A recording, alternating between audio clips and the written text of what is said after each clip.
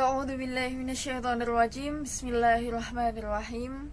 Allahumma shalli ala sayyidina Muhammad wa ala ali sayyidina Muhammad. Walhamdulillahi rabbil alamin. Assalamualaikum warahmatullahi wabarakatuh. Perkenalkan, saya Berlian Setio Cahyaning Tias dari Politeknik Penerbangan Surabaya, yang insyaallah pada kesempatan ini akan menyampaikan materi tentang toleransi dalam kehidupan berislam di masyarakat. Toleransi menurut KBBI berarti batas ukur, penambahan atau pengurangan yang masih diperbolehkan. Berarti juga penyimpangan yang masih dapat diterima.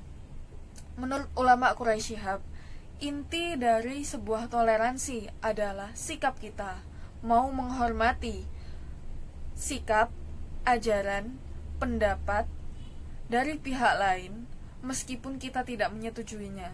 Kita mau mundur selangkah demi mencapai tujuan yang lebih jauh. Dan kita tidak perlu mengorbankan hal-hal yang bersifat prinsip, karena prinsip itu sudah ada dalam diri kita. Karena adanya toleransi ini, maka Islam disebut Al-Hanafiyah As-Samhah, yaitu ajaran yang lurus tetapi penuh dengan toleransi. Sehingga dengan adanya sikap toleransi ini, seharusnya kita bisa mencapai tujuan keharmonisan di lingkungan masyarakat yang heterogen seperti di Indonesia. Kita harus mengembangkan sikap toleransi ini dengan sebaik-baiknya selama objeknya adalah hal-hal yang tidak menyangkut dengan prinsip ajaran keagamaan kita. Sikap toleransi ini bisa dikembangkan dengan adanya sikap saling menghormati. Kita harus menghormati orang lain. Hal tersebut adalah wajib. Dan kita tidak disarankan untuk bersikap fanatik. Apa sih itu fanatik? Fanatik adalah keyakinan yang terlalu kuat dalam memegang ajaran, doktrin, politik, paham, dan sejenisnya. Sikap ini perlu kita hindarkan. Karena apa? Karena sikap ini bisa menimbulkan banyak mudarat daripada manfaat di dalam kehidupan bermasyarakat. Kita tetap harus memegang teguh kepercayaan kita. Hal tersebut memang wajib kita lakukan. Tetapi jangan sampai karena kita memegang teguh kepercayaan kita, maka kita bisa dengan leluasa mengatakan bahwa oh kamu salah, oh kamu berdosa. Kita tidak bisa seperti itu. Karena orang lain pun memiliki hal-hal yang mereka anggap benar. Nah, dalam surah Al-Baqarah ayat 134 Allah berfirman bahwa A'udzu billahi minasyaitonir rajim. Bismillahirrahmanirrahim. Laha ma kasabat wa lakum ma kasabtum wa la tus'aluna amma kanu ya'malun. Yang artinya, baginya apa yang telah mereka lakukan, dan bagimu apa yang telah kamu lakukan, dan kamu tidak akan diminta atau ditanyai pertanggungjawaban tentang apa yang dahulu mereka kerjakan. Jadi, kita berasumsi bahwa kita telah melakukan apa yang sebaik-baiknya kita lakukan, dan orang lain melakukan hal yang mereka anggap benar, dan kita tidak akan dimintai pertanggungjawaban atas apa yang mereka anggap benar.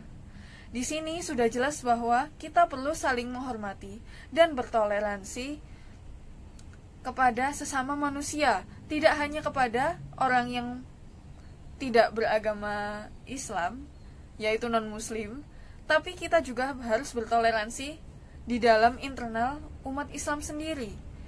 Alangkah bijaknya jika kita mau memperdalam pemahaman kita, memperluas ilmu kita, sehingga kita bisa menghargai orang lain sebagaimana mestinya.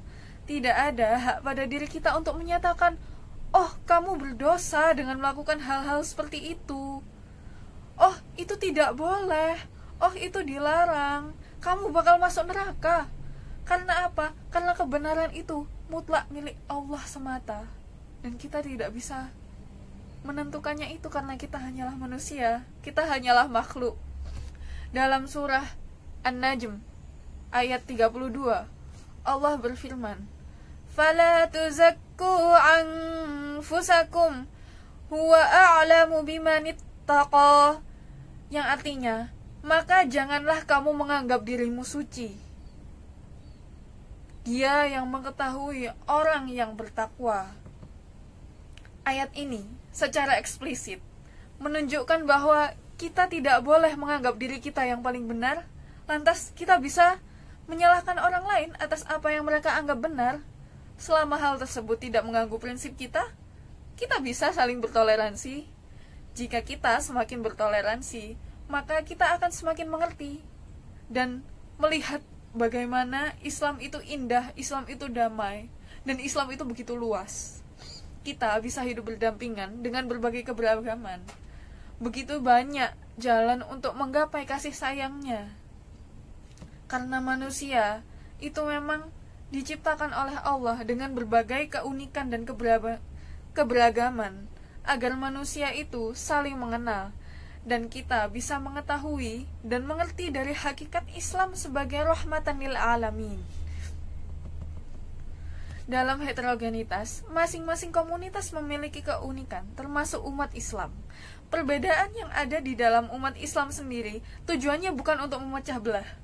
Tujuannya ini adalah memperkaya khazanah dalam Islam itu sendiri. Dan kita tetap harus saling melengkapi dan memperluas jembatan toleransi kita. Kita disatukan oleh satu tubuh iman, sehingga kita hidup di dalam harmoni, mewujudkan keindahan Islam yang hakiki. Terima kasih untuk kesempatan yang telah diberikan. Semoga Allah memberikan kebaikan bagi kita semua. Kebenaran datangnya dari Allah semata, dan jika ada kekeliruan, saya mohon maaf yang sebesar-besarnya. Saya Berlian Setio, izin undur diri. Wassalamualaikum warahmatullahi wabarakatuh. Alhamdulillahirabbil alamin.